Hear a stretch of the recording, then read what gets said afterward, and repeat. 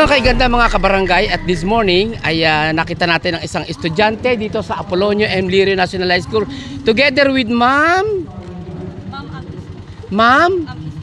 Is. Ito yung kasama sa anong ito? Career orientation. So ang magiging role niya Scout Ranger. So ito ay bahagi ng mga projects ng mga estudyante dito sa Apolonio M. Lirio National High School. Ano po yung gusto pong course po yung... Okay. So kakaiba yung kanyang drama this morning.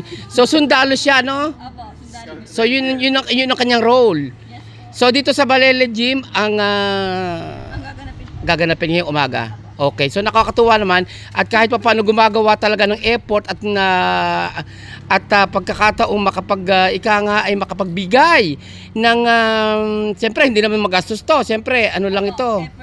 Effort lang talaga together with Ma'am, at natutuwa naman ako this morning na talaga nakita natin yung estudyante na nag-effort talaga para magampanan yung role niya sa career orientation. Thank you so much for watching mga kabarangay, at yan lamang ho ang ating report this morning.